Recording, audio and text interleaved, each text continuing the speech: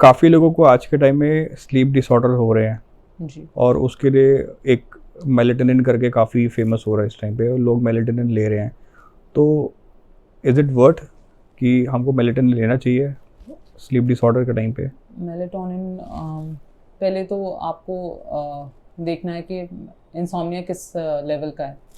तो हम लोग सब हर एक पेशेंट को नहीं सजेस्ट करते मेलेटोनिन, बिकॉज आपको नहीं पता कि आपकी बॉडी में मेलेटोनिन रिलीज़ हो रहा है या नहीं, पहली बात तो क्योंकि मेलेटोनिन एक वो होता है हार्मोन जो आपको स्लीप इंड्यूस करता है बॉडी में, है ना? तो बॉडी आपकी ऑलरेडी प्रोड्यूस कर रही होती है। तो मेलेटोनिन मतलब इंक्रीज़ करने के लिए आप बहुत सारी चीज़ें कर सकते हैं। सबसे पहले तो आपका एक बायोलॉजिकल साइकिल सेट होनी चाहिए, क्योंकि आजकल हमारे ना तो सुबह उठने का कोई टाइम होता है, ना सोने का टाइम होता है शाम को। तो एक तो सबसे पहले तो आपको टाइम से सोना है। अर्ली मॉर्निंग ट्राई करें कि आप 10-10:30 तक सो जाएं, specially living in metro cities 10:30 तक आप सो सकते हैं। फिर मॉर्निंग में आप उठ के 4-4:30 के अराउंड उठ जाइए, या 5 o'clock तक आप उठ जाइए। 7 hours sleep for a person जो 40 साल तक का इंसान है, 7 घंटे काफ़ी हैं उसके लिए, सोने के लिए। और साथ में तो अगर आपकी एक बायोलॉजिकल क्लॉक सेट हो जाएगी तो आपकी बॉडी उसी के हिसाब से मेलेटोनिन प्रोड्यूस करने लगेगी, आपको नींद आने लगेगी उसी टाइम से, और आप नॉर्मली सोओगे भी। बट हाँ, हमारे पास बहुत पेशेंट आते हैं जो कहते हैं कि मुझे रात को नींद तो आ जाती है, बट रात को मैं बीच में उठता हूँ, या मुझे नाइट मेयर्स आते हैं, या फिर जब मैं सो के उठता हूँ तो साउंड स्लीप नहीं होती है, उठ के मुझे फ्रेशनेस फील नहीं होता है, लगता ही नहीं मैं सोया हूँ। वो इसीलिए होता है क्योंकि डिस्टर्बेंस होती है साइकिल में। आपकी REM और NRM जो स्लीप होती है, वो उसकी जो वेव्स होती हैं वो प्रॉपरली मतलब वो फंक्शन नहीं कर रहा होता हमारी बॉडी में, क्योंकि 2 टाइप की स्लीप्स होती हैं, हमें पता है। तो मेलेटोनिन इंक्रीज़ करने के लिए हम कुछ आयुर्वेदिक हर्ब्स भी यूज़ कर सकते हैं। सबसे पहले तो अपना लाइफस्टाइल ठीक करना है, और डाइट। तो डाइट में हम एक तो हम सब बहुत लोगों को नहीं पता होता कि फ्रूट्स और वेजिटेबल्स, रात को रॉ फ्रूट्स और रॉ वेजिटेबल्स 6 o'clock के बाद नहीं खाने होते, सबसे पहली चीज़। क्योंकि उससे क्या होगा, एसिडिटी बढ़ेगी, आपको इरिटेशन होगी, आपका एसिड बढ़ेगा और आपको नींद नहीं आएगी। सेकंड बात है कुछ हर्ब्स यूज़ करने की, जैसे मेलेटोनिन की आपने बात की, तो घर के नुस्खे हम पहले यूज़ करेंगे। सबसे पहले हम मैग्नीशियम रिच डाइट खाएंगे। तो मैग्नीशियम रिच डाइट जैसे पिस्ता होते हैं, वॉलनट्स होते हैं, आमंड्स, कैशूज़ और पम्पकिन सीड्स, ये सब आप कंज्यूम करें।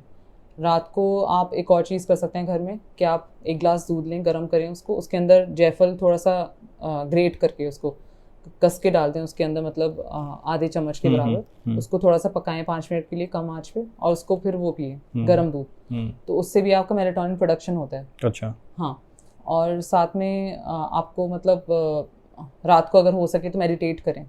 तो 5 मिनट्स की एक मेडिटेशन ज़रूरी है। अनुलोम विलोम आप कर सकते हैं, भ्रामरी प्राणायाम कर सकते हैं, वो एक चीज़ बहुत इफ़ेक्टिव होती है। रात को आप जैसे आप सो के उठते हैं तो उस टाइम आप एक जर्नल लिख सकते हैं उस टाइम, या फिर आप रात को जो भी आपने पूरे दिन किया वो शाम तक आप उसको मतलब उसके बारे में सोचेंगे, तो वो भी एक अच्छा एक्सरसाइज है। ठीक है। और साथ में हम कुछ और हर्ब्स यूज़ कर सकते हैं, जैसे ब्राह्मी घृत होता है, घी होता है, आयुर्वेद में एक फॉर्मुलेशन मिलती है ब्राह्मी घृत के नाम से, वो आप यूज़ कर सकते हैं। ब्राह्मी पाउडर भी आता है मार्केट में, शंखपुष्प भी आता है अगर आपको कॉन्सेंट्रेशन मेमोरी की प्रॉब्लम्स हैं, या तगर होता है एक वैलेरियन रूट जिसको कहते हैं। तगर एक बहुत अच्छी मेडिसिन है जो स्लीप के लिए होती है। सर्पगंधा हम यूज़ करते हैं। सर्पगंधा होता है एक मतलब एक मेडिसिन है जो हाइपरटेंशन के लिए भी यूज़ होती है और नींद के लिए भी होती है, वो आप यूज़ कर सकते हैं अपने डाइट पे। बट मैं रेकमेंड करूँगी अगर ये ज़्यादा सीरियस प्रॉब्लम है तो आप डॉक्टर को ही कंसल्ट करें। और साथ में आजकल एक और चीज़ बहुत फेमस है जो विजया लीफ है। विजया लीफ मतलब भांग, कैनबिस, तो जो लीगल है इंडिया में यूज़ करना अंडर डॉक्टर्स प्रिस्क्रिप्शन। अच्छा। तो भांग एक बहुत अच्छी मेडिसिन है जो आप ले सकते हैं। तो इसके आगे बहुत सारी हम पेशेंट्स से क्वेरीज आपने बता दिया, हो सकता है बहुत सारे लोग लेना शुरू कर दिया ये डॉक्टर ने बोला सही है। बिल्कुल, क्योंकि ये बहुत अच्छी, मतलब मैं तो काफ़ी टाइम से प्रैक्टिस भी कर रही हूँ, तो अच्छा। मुझे तो कॉन्फिडेंस है इसके ऊपर। तो अभी इंडिया में लीगली आप मेडिकली यूज़ कर सकते हैं अंडर डॉक्टर्स प्रेस्क्रिप्शन, और ये इंसोम्निया में बहुत अच्छा और क्विक इफेक्ट्स हैं। सबसे अच्छी बात है कि आयुर्वेदिक जैसे सब लोग बोलते हैं कि बहुत स्लो मेडिसिन है ये सब चीज़ें नहीं है। It can replace your sleeping pills also, it is that powerful. तो आप भांग विजया लीफ एक्सट्रैक्ट अभी इंडिया में लीगल है, और आप वो रात को कंज्यूम कर सकते हैं। आजकल ये कैप्सूल के फॉर्म से अवेलेबल है, टिंक्चर के फॉर्म में अवेलेबल है, और क्या कहते हैं injection in the sense vials में भी होता है, as a thick resin available होता है। तो ये जीभ के नीचे रख के लेना होता है, बट हाँ अंडर डॉक्टर सुपरविजन, क्योंकि आपको ये देखना होगा आपको कोई और मेडिकल इशू तो नहीं है या फिर आपको कॉन्ट्रा इंडिकेशन है नहीं, but it is very effective. But ये कैनबीज है तो ये इज इट नॉट एडिक्शन तो नहीं होता इनसे? नहीं, तो ये बहुत ही कॉमनली आस्क्ड क्वेश्चन है जो आप पूछ रहे हो क्योंकि हम जब पेशेंट हमसे कांटेक्ट करते हैं तो हमसे ये क्वेश्चन पूछा जाता है। तो एक तो सबसे पहली बात कि क्या होता है कैनबिस, कैसे वर्क करती है बॉडी में। आजकल लोग उसको दूसरे पर्पसेस से यूज़ करते हैं, बट भांग जो है काफ़ी टाइम से लिया जा रहा है हमारे इंडिया में भी, और ओरिजिन भी हमारा इंडिया से ही है उसका। वो बैन हो गया फॉर सम रीजंस, बट हाँ अब वापस आ रहा है बिकॉज वो पोटेंशियल हर्ब है एक।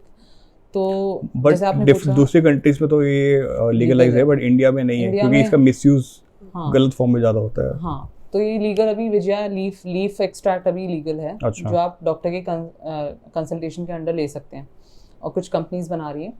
और साथ में जो आपने पूछा कि एडिक्शन होगा या नहीं, तो सबसे पहले तो क्या होता है, जो मैकेनिज्म है वो एंडोकैनाबिनॉइड सिस्टम से होता है। हमारी बॉडी में ऑलरेडी एक एंडोकैनाबिनॉइड सिस्टम है, पूरी बॉडी में है, उसके रिसेप्टर्स हैं अलग अलग कैनबिस के। तो वो जो एंडोकैनाबिनॉइड सिस्टम है हमारा, वो हमारा वेलबींग पे फोकस करता है। तो हम जो हम खुश रहते हैं, नॉर्मल सोते हैं, और हमारी जो मेंटल हेल्थ है सब कुछ, और हमारा गट, ये सारा हमारा मतलब एंडोकैनाबिनॉइड सिस्टम का भी कंट्रीब्यूशन है उस चीज़ का उसमें। तो अगर आप हमारा एंडोकैनाबिनॉइड सिस्टम डिस्टर्ब्ड है ना, या सही से काम नहीं कर रहा है, तब हमें प्रॉब्लम्स आती हैं स्लीपिंग की, ये सारी चीज़ें। तो एडिक्शन इससे नहीं होती है बिल्कुल भी। तो when you are taking it under doctor supervision, जो आप ले रहे हो डॉक्टर के उसके नीचे कंसल्टेशन प्रिस्क्रिप्शन के अंडर, तो एडिक्शन का तो पॉइंट है ही नहीं। और अगर आप एक पर्टिकुलर डोज दे रहे हो अपने वेट के हिसाब से, इसमें ऐसे कोई भी नहीं दिया जाता। इसमें वेट देखा जाता है पेशेंट का, पूरी हिस्ट्री दी जाती है पहले, उसके बाद डिसाइड होता है कि कितना लेना है। वो वेट के हिसाब से आपका कितना डोज होना चाहिए वो होना चाहिए। और दूसरी बात ये है कि इस टाइम जो अभी मार्केट में अलाउड जो कैनबिस की कॉन्सेंट्रेशन है, वो ये है कि most of the part CBD आपका होता है कैप्सूल्स में या टिंक्चर्स में जो अभी अवेलेबल है, और THC 0.3% या 0.3% से ही कम होता है उसके अंदर। तो मेन जो आप कहते हो कि जिन लोगों को कैनबिस की एडिक्शन होती है, जो स्मोक करते हैं स्पेशली, वो हायर साइड पे होते होंगे। हाँ, उनको एडिक्शन इसलिए होता है क्योंकि THC उसमें ज़्यादा होता है, उसमें बर्ड होते हैं। ये डिफरेंस है जो हम बात कर रहे हैं इस बारे में। जो मेडिसिन है विजया लीफ है, तो वो बेसिकली आपके स्ट्रेस मैनेजमेंट, एंडोकैनाबिनॉइड सिस्टम को ठीक करने पे वर्क करता है। ठीक है। तो ये डिफरेंस है। तो एडिक्शन तो नहीं होता है, बट हाँ किसी को अगर जैसे एज अ डॉक्टर, जैसे अगर मैं बताऊँ, हम 3-4 मंथ्स की अगर जो रिक्वायर्ड थेरेपी होती है, उसके बाद हम वीन ऑफ भी करते हैं पेशेंट को। या आप कोई भी मेडिसिन दे रहे हो, चाहे वो एलोपैथी मेडिसिन भी है, अगर आपने वीनिंग ऑफ नहीं की तो एडिक्शन होगा, because addiction is a subjective thing. आपको किसी एक चॉकलेट की भी एडिक्शन हो सकती है, तो ये तो कैनबिस है, तो it's a psychoactive medicine, right? तो डेफिनेटली, बट हाँ you have to wean off and see how much, मतलब कितना कंज्यूम कर रहा है पेशेंट। बट हाँ डेफिनेटली इसमें THC उतना नहीं है कि आपको एडिक्शन हो जाएगी इसकी। ठीक है।